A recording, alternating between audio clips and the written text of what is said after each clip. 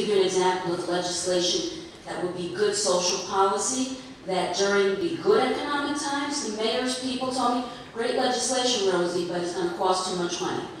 And then when I said, well, how much? And they said, they threw out, I don't know how many, double, triple digits of millions of dollars, right? It's to provide senior citizens with a lawyer when they're about to lose their home, whether they own it, so through a foreclosure proceeding, or whether they're being evicted. That senior citizens should not be allowed to go into court alone and unrepresented.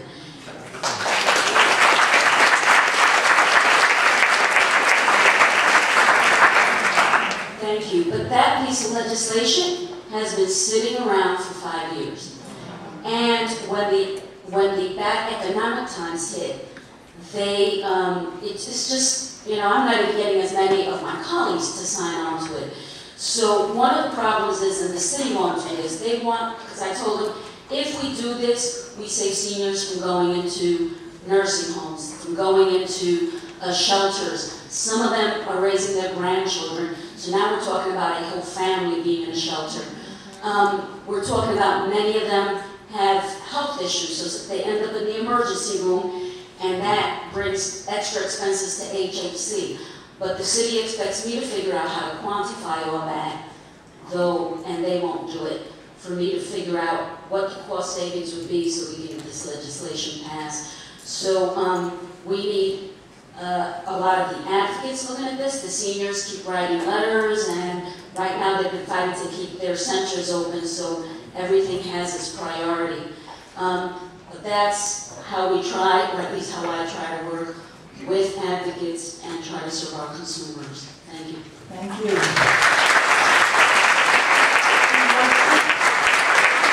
How can we really help you? Do you want us to try to write to you or check out? Who should we be responding to on that? Good question. I just had a whole change of staff. So you can reach out to my chief of staff or my deputy chief of staff, and actually my deputy chief of staff is back there, Vanessa Diaz-Lopez. So you can reach out and we can, I mean, part of it is sending letters to the speaker and the mayor about supporting the legislation. And then at some point, if we think we really got some legs to it, having a lot of the advocates at the table and to do a more prolonged strategy. And perhaps schools of social work could also help with some of that data that you would need. You might want to ask us to assist you. Excellent. So thank you so much.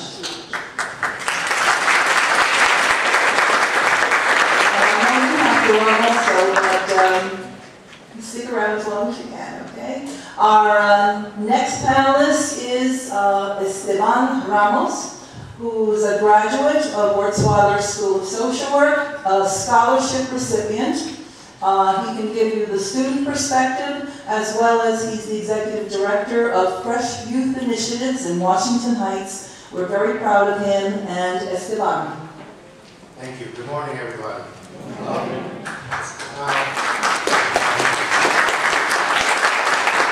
So as a member of the task force, I want strict orders to keep this brief.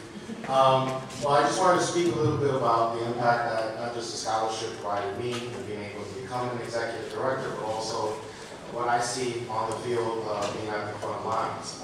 Receiving the Latino Social Work Task Force Scholarship not only provided me with direct financial support, but it also instilled in me a sense of inspiration and motivation to continue to make a difference in the lives of young people. It inspired me because it showed that there were people who cared about my success and professional development. It motivated me because I also had to maintain a good GPA in order to keep that scholarship.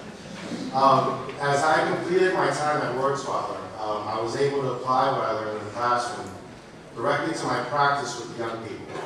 I was able to marry theory to the practice, and as a result, I became more creative and innovative with program design and youth development.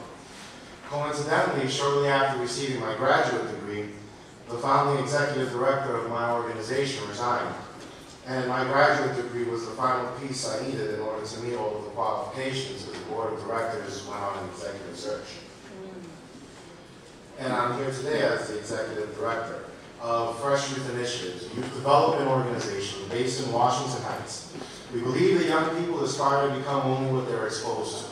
Therefore, our philosophy is that qualitative guidance, academic support, exposure to first-time experiences and community service activities which foster developing sense of belonging, independence, mastery of a skill, and generosity creates opportunities towards success.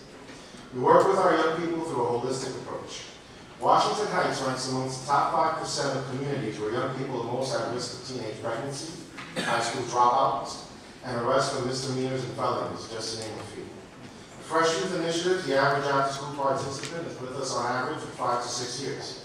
They provide over 1,000 hours of volunteer community service, 95% are promoted to the next grade, and 80% go directly into college. We attempt to retain and cultivate a young person throughout their adolescence.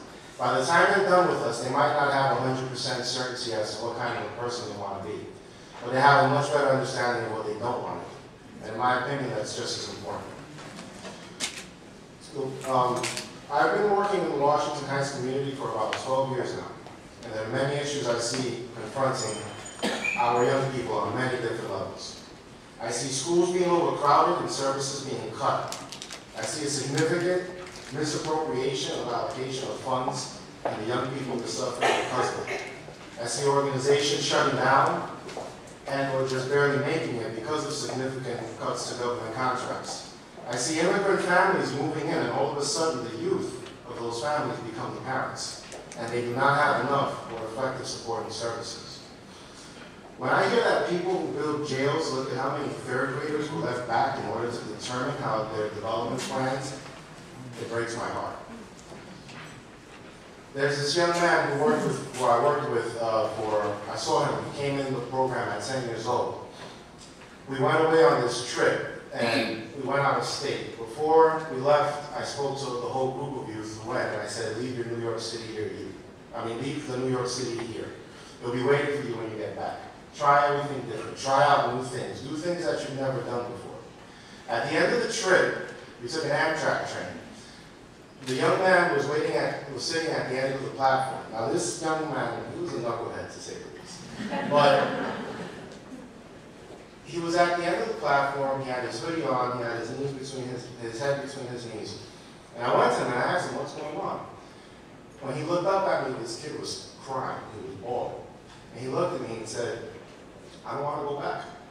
I don't want to go back to New York. I felt so good being the me here. I'm afraid of the me that I have to be when I go back.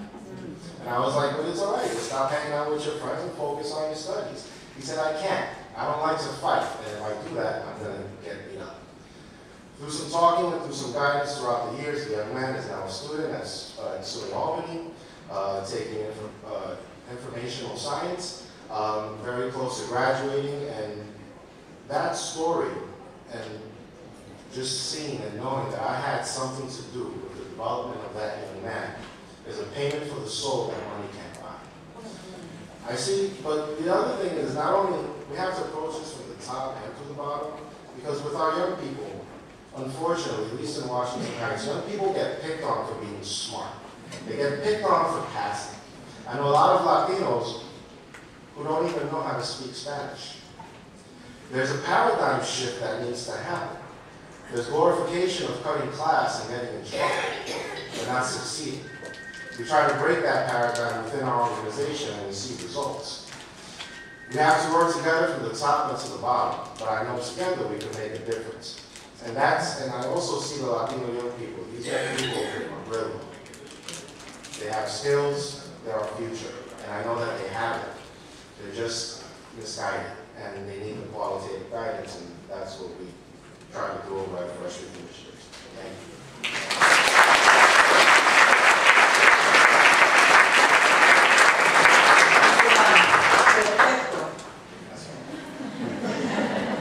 Now for the federal perspective, Iran Rodriguez, Regional Program Manager for the Administration for Children and Families, Office of Head Start, New York Regional Office. Ivan. Good morning, buenos dias. It's always a pleasure to be here and to spend some time. It's been many years since we started this project, and to see it flourish and to do so well. I'm very, very proud.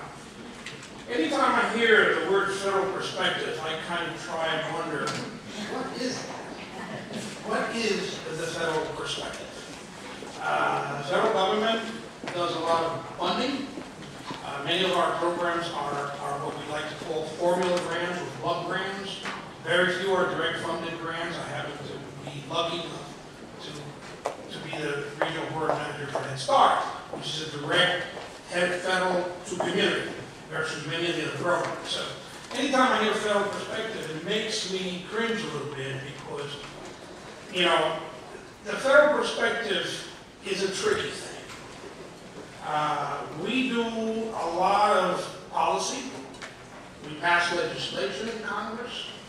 Then we give the money to the state. The state then passes legislation. And then they decide how they're going to implement this program. So one of my suggestions to you is to take a look at the federal regulation or the bill that went through Congress and got signed, what went through the state, and what you finally got. And as a social worker, I have always believed, I used to have a professor back at Columbia University, many moons ago, who always talked about social workers being like the guy, the doctor with that bag that the doctor has. In his bag, he's got a lot of things, you know, that he takes with him. And depending on what condition you have, he sort of uses what's in that bag to help you. If we look at it from that perspective, in that bag, you need to have knowledge of policy, you need to have knowledge of program implementation, and you need to have a good sense of what practice is all about as a social worker. Because I can guarantee you, my friends, I started as a social worker in foster care many moons ago. A lot of those skills have been great for me as a manager, but only in dealing with people. I have to learn about policies, I have to learn about how to deal with the political environment, how to get people to do things in the office, so that I have to, depending on what situation I'm in, I got to pull out something out of that bag as a social worker and decide, okay, today I may not be a mental health practitioner, today I may have to be a little bit more of a political whiz or a manager, or, you know, look at those kinds of perspectives, so that I implore you to think about it in that sense, because, you know, in our field, in many ways, what we do is like herding cats. Has anybody ever tried to get a bunch of cats to the same place at the same time? It's not easy, is it, to try and do that? Look at policies, for example. I used to have a boss who used to say to me all the time, you know, one of the interesting things about staying in the federal government long enough is that if you do, eventually you're going to fix the stuff you screwed up. I think that happens also at the state and many other places as well. Let's take a look at welfare. Let's take a close look at welfare and our own profession and our schools and all of that. There was a time, and I'm not going to ask for people to raise their hands because I know that a few of you were there, but it was a long time ago. There was a time when we essentially did welfare raids. We went to people's apartments to see if there were men there. I see a few faces, you know, looking under the bed to see if there were chinelas, looking over the environment to see if there was an extra set or two. Literally, through policies and regulations, we ran men out of their homes. Unbelievable. Policy. Policy, strict policy. Well, guess what? Now we have fatherhood programs who want to bring it back. Now, guys, here it is. We ran them out, we want to bring it back now. So if we look at what we do and how we interpret our policies and our regulations, how we implement them. I had a program recently in Head Start, which I have the honor of, it's the love of my life, the program. It's a $1.2 billion budget that I manage. This kid from San Dulce, Puerto Rico, has that level of management and budget that I work with, and it's a great honor. I recently had a program come to meet with us because they're not doing very well. And they brought their parents with them. And I have my Office of General Counsel attorney, and wasn't a great meeting because they weren't managing the money well. In the middle of that meeting, this young Latina got up and said, my